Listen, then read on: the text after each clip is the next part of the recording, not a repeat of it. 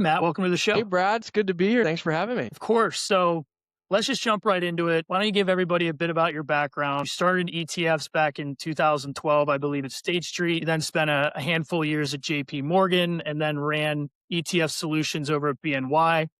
Can you talk a little bit about that career path and then how you ended up here now at Baron Capital? Sure. Honestly, not to go too sappy at the start, but I'm so fortunate for really everything the ETF industry has brought in my career. When I joined the internal sales desk at State Street representing the SMID ETF business, I, in my wildest dreams, could not imagine what my ETF career would look like. And to your point, that kind of, was my entrance into the ETF space, really learned everything about the mechanics of the wrapper, which then afforded me the opportunity to bring some very large established asset managers into the ETF industry, where I really found my knack for, my ETF passion, but this entrepreneurial passion as well, which, is kind of start up inside large organizations and helping both internal and external clients understand the offering, but kind of what makes ETFs so unique and of course special to us, which then, kind of accelerated my career in terms of what I wanted to do,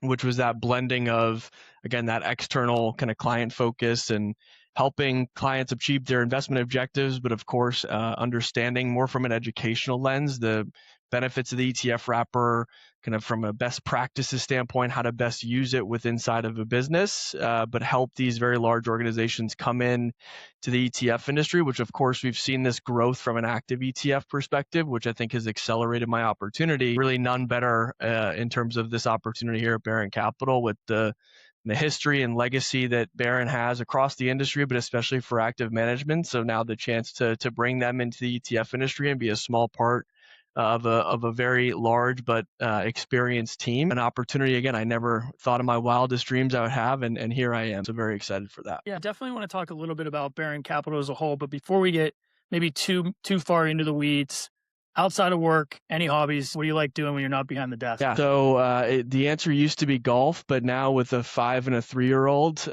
luckily it's starting to be a little bit more golf as both my kids have taken up dad's passion. So we're making our way to the golf course more and more, which really is just so exciting to see your kids kind of do something you've enjoyed doing for so long, as well as officially the wiffle ball coach for my son's 5-year-old wiffle ball team. Practice yesterday.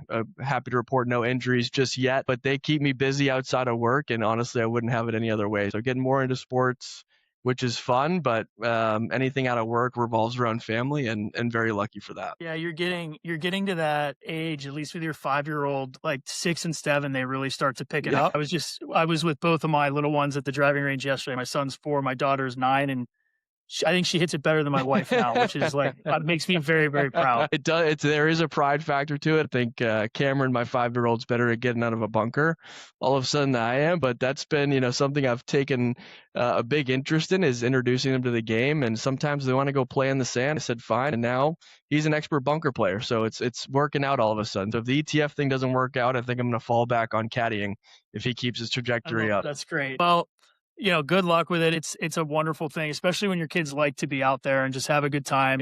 We always, afterwards grab I'm having what I call a golf drink. They get their Shirley and we hang out, and it's a fun way to spend a Saturday or Sunday afternoon. Absolutely. So let's talk about Baron Capital. We all know Ron Baron founded the firm in 1982. Don't quote me on this number, but the last number I looked, it's like $47 billion across 20 some strategies. So for listeners who know the Baron name from mutual funds but haven't really followed the ETF launches, can you give us a high level really on who Baron Capital is and what the investment philosophy really looks like as a whole? Of course.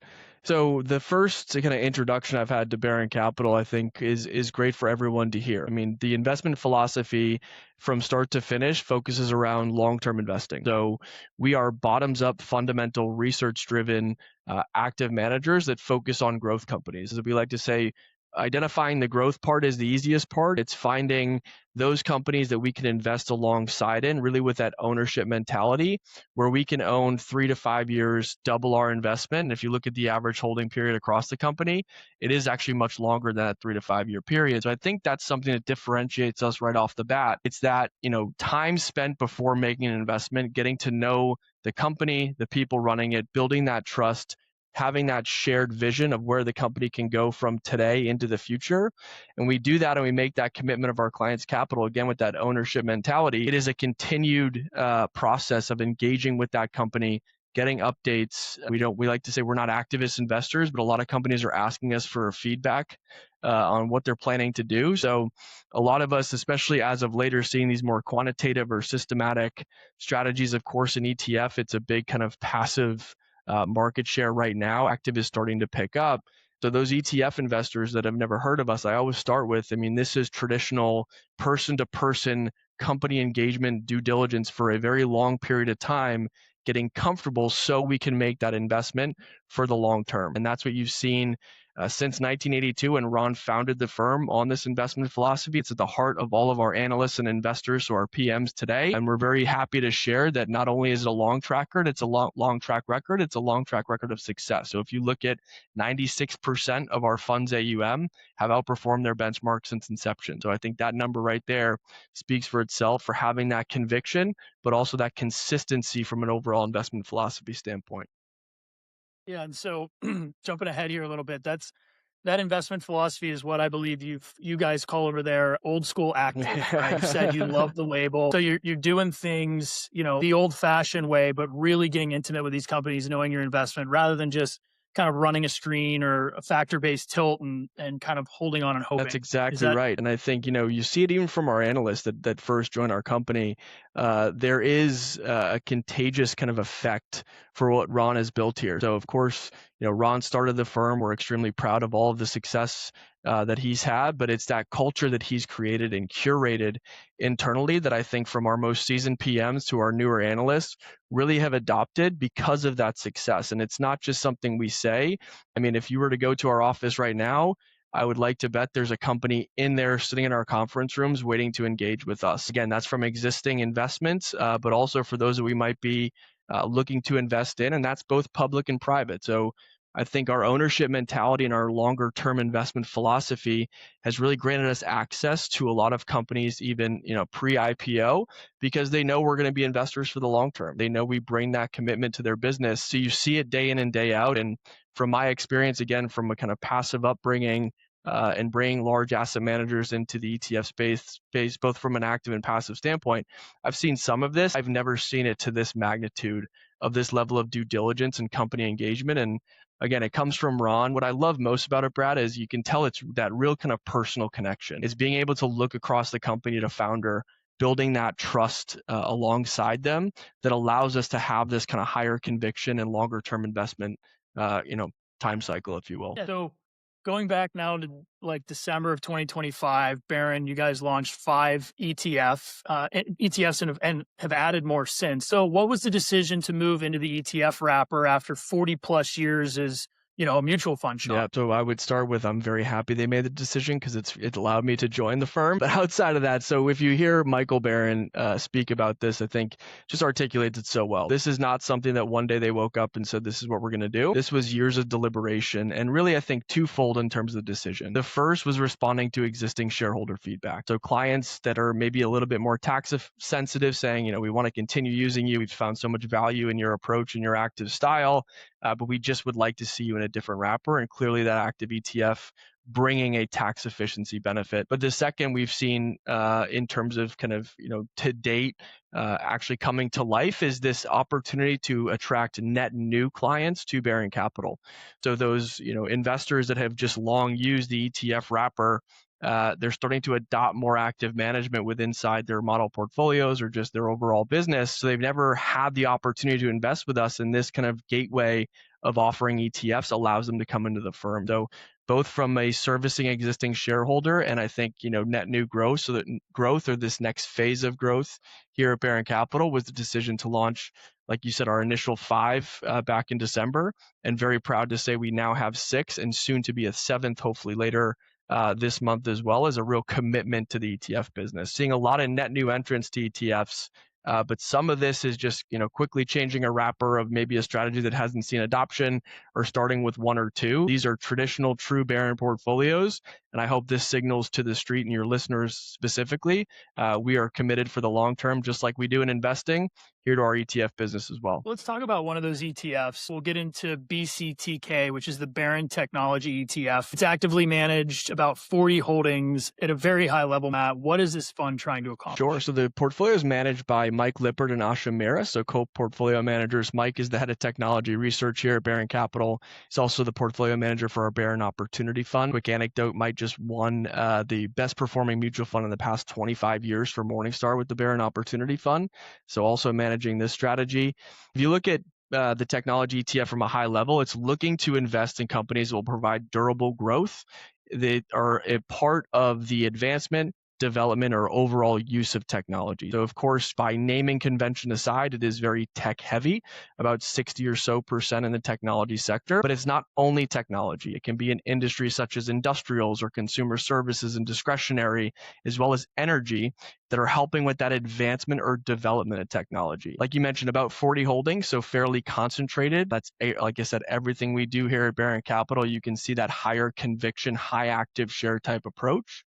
The only other thing I'd mention that I think is important for listeners is, especially those maybe invested in passive, so like a NASDAQ 100 type exposure, this portfolio is going to bring a broader opportunity set. So it is an all cap portfolio, and it also is a global universe as well. So the fund can invest up to 35% of its investments outside of the United States. Right now, we're at about 20%, and can again invest again all cap. So about 26% of BCTK is in that small and mid cap space. So those using again maybe a passive exposure for innovation or technology, this can be a great complement to that because it's going to bring both market cap diversification, global diversification, as well as again from very experienced portfolio managers and analysts, a very high conviction approach. Yeah, and so you kind of walked me into my next question, which is, the top holdings looking at it are primarily, your usual suspects, but you've only got 69% active share relative to NASDAQ 100. So can you maybe go a little bit deeper? Like, where does that differentiation actually show up rather than just someone going out and buying the key? Sure. So again, like I said, just at a high level, it would be that kind of small and mid cap exposure, which just by index design, the NASDAQ 100 is not going to give you. Couple names that I think are really interesting and timely. One would be Coherent. So Coherent is an optical networking company. Think of this as the kind of evolution and growth of data centers needing that optical networking to connect the racks within data centers. That has been a phenomenal investment for us. We also own Lumentum, which is another optical networking company. I think actually today, the 18th, is when Lumentum is going to go into the NASDAQ 100. That company's up over 160% year to date. So although might go into the index now, it's having that flexibility, from a kind of universe standpoint, so the ability to invest, but also having this kind of expertise to identify these companies at earlier stages that can go into a solution like BCTK relative to just, kind of that bigger, passive index. From an international side, I was going to say, we talk about like this gigantic universe, and there's a lot of opportunities given the fact that like you're even on the underlying of what is even serving tech. So like, I guess my question is, where do you start to decide kind of what gets in, what stays out? Can you, I mean, go a little bit deeper if you could in portfolio construction, because you got a massive universe. Everything starts like we do at Barron from, again, that kind of long-term investment view. So looking at our analysts and saying, across the opportunity set, what are those companies that are exuding that earnings growth, so that kind of durable earnings growth that we want to see, and what companies have that competitive advantage that can't be replicated by their peers. So once we have that list, we kind of have our starting point, and that's where you're starting to have that kind of, again, human to human interaction, like I mentioned earlier, meeting with the investment teams, management teams, with our investment teams across the firm, going to visit on site these companies to really build that thesis. We like to say break every part of the company down to its simplest pieces and try and put it back together. Ron loves to tell all of our analysts and PMs, right? Question everything. So on earnings calls, you'll notice most of our analysts and PMs are the one asking all the questions because of this philosophy. But once we have those opportunities identified, it's again that kind of heavy person-to-person human interaction due diligence. Like I mentioned before too, this is not just for publicly listed companies. So we just took an investment in Cerebras, which is an IPO from last week. We've been engaging with that company, for months and months and months pre-IPO. That's another differentiator, again, from that broader universe you're going to get with a BCTK that, again, just for index rules alone, you can't get with something like a NASDAQ 100 exposure. Yeah, I want to talk about that a little bit later. But while we're kind of like staying on the portfolio concentration, like AI, obviously everybody's talking about AI. So you've talked about how BCTK can capture this AI value chain globally across many different sectors. What does that actually mean in practice? And you just mentioned one, but what are you finding in names that are just outside that like pure large tech? Is that where a lot of the opportunity really is now? I think so. And it's also companies that are maybe using AI to their benefit. So I'll mention another company, Axon. Axon makes devices, so we'll focus specifically on body cameras for police departments, so within municipalities. That also leads, I think, to this portfolio construction theme that I'll get to in a second. But Axon using, creating body cameras and drones, actually using AI to their advantage. So of course, we have to have police reports after an incident. So what Axon has done is within the body camera footage, having AI actually auto-generate these police reports saves time, accuracy, etc. Of course, police officers, I'm sure, love it as well. It's a pretty arduous part of the job. So using that to kind of differentiate themselves and compete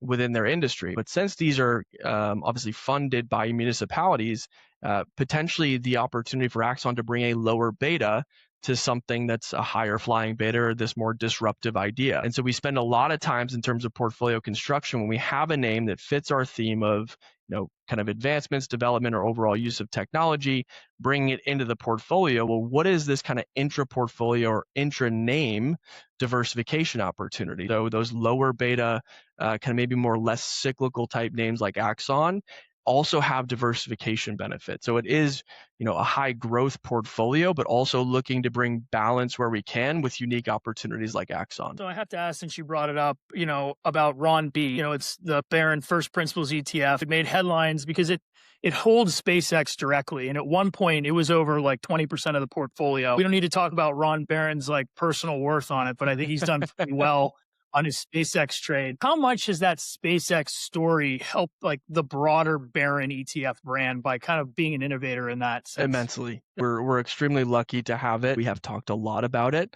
So I kind of joke when people bring it up like, oh, I had no idea, right, that we have that, because it's what everyone wants to talk about, but I think rightfully so. A couple of things that I love from an ETF perspective. Number one, to your point, it's given us a lot of brand momentum starting out as a new issuer. So we're very proud to say we're approaching 800 million in assets under management, having just launched in December. I think this has a little bit to do with that, but just the overall exposure. But I also love that it hits to the ETF core, right? The ETF as a vehicle from its even earlier days to today has been known as a democratization of access opportunity, right? And I think offering SpaceX through the ETF is just yet another one of those examples where no matter who you are as an investor, you could get access through our ETF because we made the decision to innovate and offer this within a publicly traded vehicle. So we're obviously very excited about the opportunity, both from an overall solution standpoint, but what it's done for our ETFs. And we always like to remind folks that SpaceX is a very popular holding. Again, we're proud of the holding,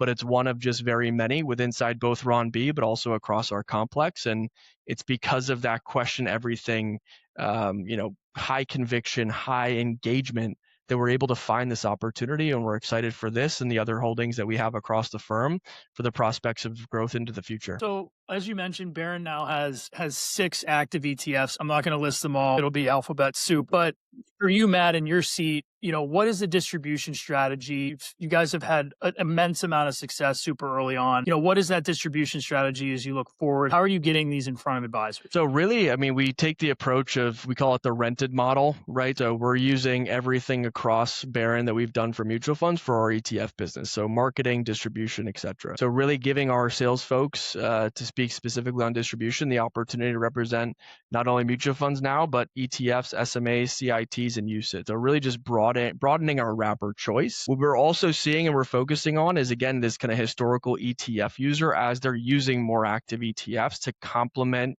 there may be core exposures that might be passive. We spent a lot of time with this group of clients, and we're thrilled with the receptivity that we've seen. Again, the brand has been well known. They just haven't had an access point. So now they do through our ETF business, but as we're using it as this kind of core satellite, so the active ETF being the satellite, our strategies just by design bring a real opportunity here because of that conviction, because of that kind of high active share nature.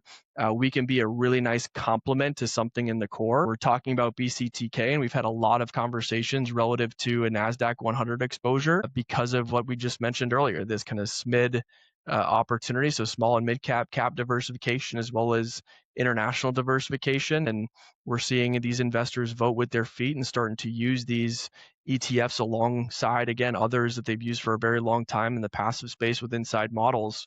And I think, that is going to be the approach that we take today and going into the future. Right into the next question, which is how would you see an advisor using it? And you answered it kind of perfectly there. I saw the same thing. Like this to me, BCTK to me seems like a perfect, bolt-on sidecar to your existing QQQ exposure, and just allowing some of that active share to help, generate excess return and also get that like diversification benefit, which I don't think a lot of times people appreciate or look deep enough into these funds to know that they're getting things that they just can't get from a pure passive index perspective. Yeah, it's, the other part I love about ETFs is the transparency, right? You can pull up the holdings today and see exactly what that can bring relative to something else you might own. Hopefully it's in an ETF, and you get daily transparency across both vehicles or both exposures.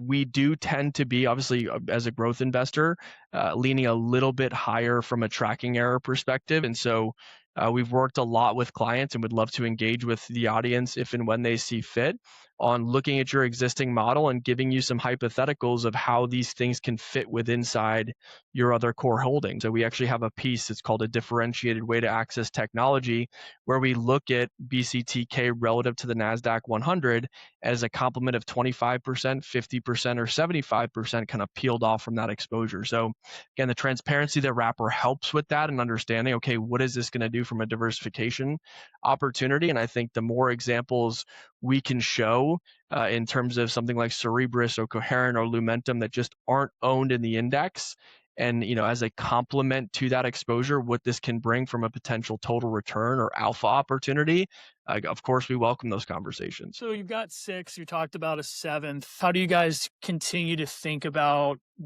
growing the family? I doubt you're going to take the corgi and launch 40 in a day. So is it going to be methodical, thought through, or do you already kind of have a roadmap of like what the next 18 months is going to look like as far as issues? I mean, Brad, it's like you work here already. Took the words out of my mouth. Methodical and thought through. That has been the approach we've taken in everything we do here. Our ETF business and launching it was absolutely along that same approach. Our COO, Pat Padalino, says it great. We take a very thoughtful and methodical approach to doing something, but once we do it, we're not afraid to act fast. So I can say with confidence, especially since I've joined, I've never seen ETFs brought to market this fast, which really excites me. But there's, again, a lot of due diligence going on behind the scenes. We're not doing this, flying by the seat of our pants, but we're not afraid to act quickly. And I think that's a huge competitive advantage for us. Right now, we are, ongoing conversations of maybe a potential mutual fund ETF conversion or two. But I'll say the, EM Select ETF we just launched at the earlier April came from client demand. So came directly from client feedback, and our risk optimized large cap growth ETF we're planning to launch in the next few weeks, same thing. So I think between both client demand and engagement, which we do on a frequent basis, and just assessing our opportunities of existing mutual funds we have that might be ripe for a conversion candidate, we'll see what else we're going to launch here in the next 6 to 12 months. But I can say with confidence, this next one coming up will not be our last. Yeah. So you've been in the industry now for about 14 years. I've been on the ETF side now personally probably 4 years. But inside that 4 years, like the last 24 months seems like there's been like this acceleration of change just inside our little ecosystem. What are you seeing today that maybe you could, where's the industry going? I know that's a very loaded question, but you see things from, a much different perspective than maybe I see them. Are we going to continue to probably see a bunch of innovation and change in the space and just only more of an acceleration? Absolutely. I think, luckily we have time here, but it would be a short answer as to yes, but we can double click, I think, a little bit as to why. I think I was asked this question last November if we're going to hit more record flows and launches this year. And we were short on time. So I just said 100% yes, like, wow, there's some conviction. But if you just look at the data, this acceleration, it's not just happening 1% or 2% in terms of records each year. It has been a massive hockey stick in terms of growth. And I think just the catalyst we see lying on the sidelines, ETF as a share class probably being the biggest one. Honestly, from my seat, I'm a little surprised, if I'm being honest, with how many we've already seen adopt the ETF as a share class model, which I think is signs of just that pent-up demand to access this capability, which that alone will lead to a whole nother wave of product development and net new launches. I mean, if you look at the past about year and a quarter, there's been over 1,200 active ETFs launched in that time frame. Always like to start with client conversations with this, because even as the two of us looking at this every single day, it puts me back in my seat sometimes just to see the level of product coming up. I think it's very important to understand this is all not net new active strategies coming to market, because I can 100% appreciate from an advisor's seat, feeling the need to have to do due diligence on this many new things is completely overwhelming. Number one, you have us as the issuers to work with, and I encourage you to work with us to understand kind of what's going on. But number two, take some comfort in a lot of this is mutual fund to ETF conversions. A lot of this, look at our lineup, all 6 of our ETFs are an extension of something else we're already doing. So these are not all net new, brand new active strategies coming to market. There's a lot of this kind of extension of something else, clones, mutual fund to ETF conversions, ETF as a share class, where we're just seeing a new wrapper offered of an existing something else the issuer might be doing. So it's still daunting. Don't get me wrong. We're still a lot of due diligence that needs to be taken into account, which again, us as issuers need to be there for our clients and help them think through this. But without a doubt, ETF again as a share class alone, we should see the trend continue, but I think even continue to accelerate over the next 3 to 5 years. Yeah, couldn't agree with you more. It's funny you say, like, we had no thoughts of getting into the ETF space. We were an SMA OCIO company for years, and client demand put us here. And our 2 first strategies were just an extension of what we already did out of client demand. We just launched a sub-advised fund, same thing. Clients demanded it, and so you gotta step up to the plate. But Matt, I really, really appreciate you spending some time with me today. It's been super fun. I love, watching all the progress you guys are making. But before I let you go, where can people learn more about Baron Capital? Where can people learn about all of your ETFs? Yep. So you can go to baroncapital.com. All right, Matt. Well, again, thanks so much for spending some time with me today. Brad, this was a lot of fun. Congrats on all your success as well. Thanks for having us on, and hope to talk to you again in the near future here.